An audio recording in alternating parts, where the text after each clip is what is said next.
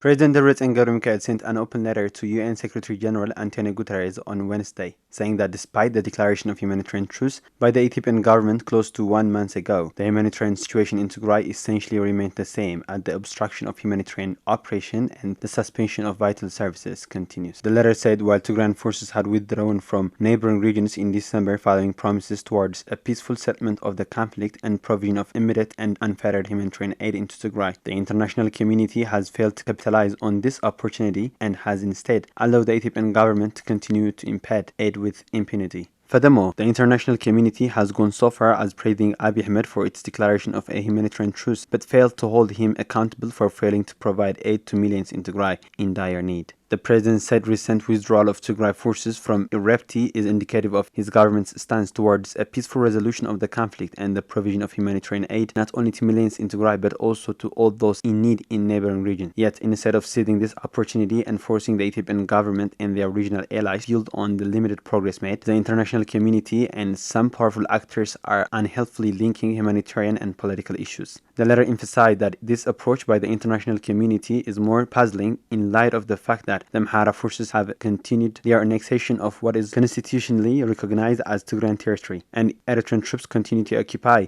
parts of western, central, and eastern Tigray. The statement called the international community's indifference to forcible seizure of Tigrayan territories on one hand, and the persistent calls on Tigray forces to evacuate from limited defensive position outside Tigray as the precondition for provision of humanitarian aid, on the other hand, are fundamentally at odds with basic fairness and rules and norms governing warfare. The letter said that the government of Tigray is committed to further withdrawal of Tigrayan forces from Afar in the event that the international community and Ethiopian authorities are able to guarantee a humanitarian corridor for the delivery of vital humanitarian aid to the people of Tigray, and the establishment of a system to facilitate the provision of sustained, unfettered, timely, and adequate humanitarian assistance. The president also said that the delivery of aid into Tigray should not be treated as an act of charity to be turned on and off according to Ethiopian authorities' whims, and the blockade on Tigray must be lifted and essential socio-economic services restored. The president also stated his disappointment that international response to the unfolding tragedy in Tigray had not been sufficient with a fraction of the urgency with which the international community has acted in addressing humanitarian crisis elsewhere. The president stressed that the Eritrean government continues to be a major obstacle to peace in Ethiopia, adding to the irresolvable nature of the country's worsening crisis, saying the Eritrean regime perceives peace as an existential threat and will not hesitate to use every tool in its disposal, including force, to impede efforts to bring it about. President Debretsion emphasized that in the absence of a credible process to bring about peace, the government of Tigray